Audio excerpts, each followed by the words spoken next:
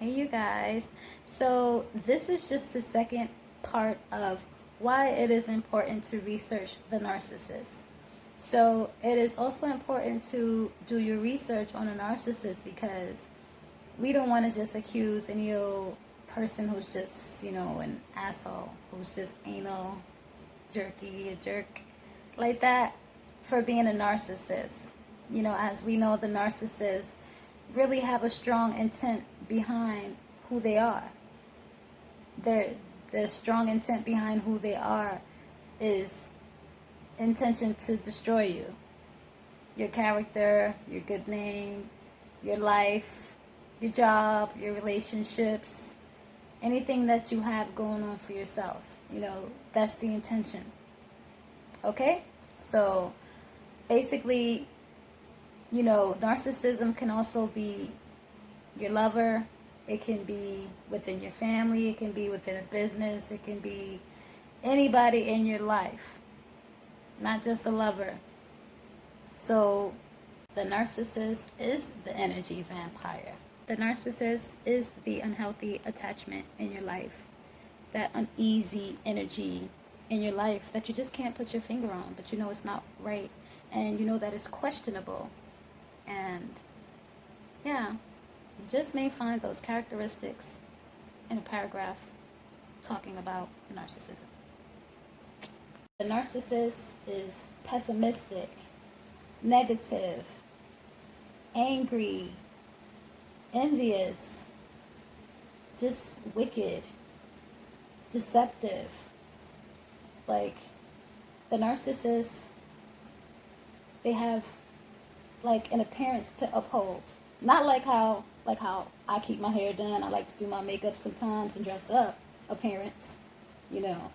I'm talking about the mask that covers the person behind the eyeballs. You know what I'm saying? That person. That's who they really want to hide. So they appear to be productive. They appear to be nice people. They appear to be good people. Upstanding people. They appear that way. But deep down there's a dark, evil, empty, miserable, mad soul. The narcissists, they have three parts of themselves. They have the outward self that they show everyone, I'm this person, I'm normal, while boiling inside. And then they have the private part of themselves, where they will share that part with their family, their spouse, a close friend, anyone close to them. And they have a secretive side. The secret is who they truly are, the darkness that they're in, the murky energy they truly feel, the real thoughts, the real emotions. Those are the three sides of the narcissist. And once you become victimized by a narcissist, you get to know those three people. And you get hooked in from the mask that they wore initially, when they had the smile on their face and the monster looked like this. However they showed up in your life, it just wasn't how they walked out. Well, actually, they never walk out. You're running, and they're behind you still chasing, trying to cause you strife in your life. That's how the narcissist is. They don't hardly really leave you alone. Whenever they can get near you, they're trying to cause some type of drama, pain, confusion, deceptiveness. That's just who they are. That's what they're here for, And they're human, very much just like everyone else. They just choose to be these people. They don't know how to find themselves out of darkness. Some of them are discovering that they're narcissists too. Some of them are just discovering that they're disciples of the devil. Spawns.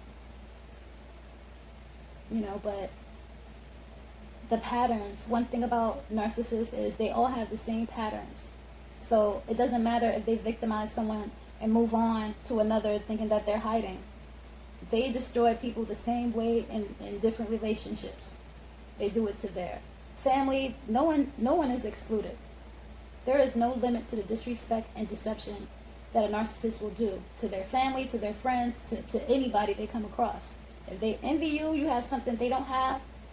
If you're a star in any type of way, you have any type of spotlight, status, they like shiny things. And that's how they bring you from here all the way here. And you're like, how did I get there? How did this happen to me? How did I allow this abuse? You didn't even see it coming because it started emotionally when you thought they loved you. So don't think that it won't happen to you. Yeah, you know, for example, your narcissist sister, honey, is going to sleep with your man. That's just what she's going to do. Because in her mind, she doesn't think there's anything wrong with it. You'll get over it. This is what I wanted to do. I don't follow rules. I hurt people. Anybody. That's how they feel. They don't have morals. They don't have limits. They don't have boundaries. That's why you have to have boundaries when you realize certain things, because they do give off red flags when they start to, let me see, devalue you. That's how they start insulting you. They try using control tactics in many ways. You'll see it coming. And I'm just saying through experience, because I know it happens. It will seep through just like a thief in the night, and you'll be like, oh my gosh, how did I get here? Why am I rocking back and forth? They try to drive you crazy. But yeah, sometimes narcissists are not just external to you, but they're right in your family, your immediate family. Sometimes you have a narcissistic parent who is controlling, manipulative. Sometimes, like for example, a narcissistic parent. Now I'm going to give you an example of how a narcissistic mom or how a narcissistic father may be, because they have no moral compass. And there's no limit to who they hurt and how they hurt you. Understand that. So a narcissist, for example, a narcissistic mother would have envy and jealousy in her soul for her daughter, who looks just like her. She would envy her beauty. She would envy her youth. She would envy her talent. She would envy her life. She would try to put blockages in her life so that she will not prosper, so that her daughter wouldn't prosper because she didn't. She would try to stop her daughter from doing all the things that she couldn't do. Isn't that something? Yeah, that's crazy.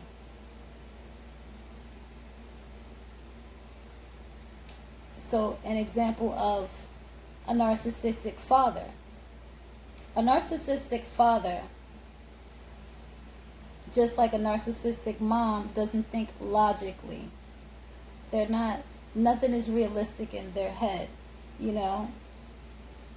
They're like in their own illusion. They make things up in their head how things should be, and this is why they play things out in people's head. In people's lives, and want control. How the narcissistic father may show up in their child's life as a parent. He may not want to provide for his children because of the downfall of a relationship with the woman he was with. He would have no empathy towards the suffering of his children, the neglect of necessities, the neglect of his presence, and everything else that comes with the absence of a father. He would lack that moral compass, that empathy, that sympathy. He would not care. He would not feel or even try to imagine what kind of pain and trauma the kid would go through. They just don't feel, you know. So that's just an example. But there's so many more. I'm just basically trying to articulate, like, the way they think. They lack empathy. That's the biggest thing. They don't really care. They don't really feel. They don't really love. They don't really, nothing's real. These are users. These are abusers. So just read about them. Trust me. I'm enlightened. It's so much scribbled information that I just want to get it all out, and I just may write my own book because I have my own experiences, and I do want to talk about it. It is something people should know. And I'm not embarrassed about my history. I'm not embarrassed about my experiences and my trauma. I'm not. And I'm still, a work in progress, still healing, still growing. And I think everybody should have this information in life. They could avoid a lot of things and learn, most of all. So, also, you guys, if you want to get in on this discussion or share your experience, please leave a comment below and like, share, subscribe. Thank you. Bye.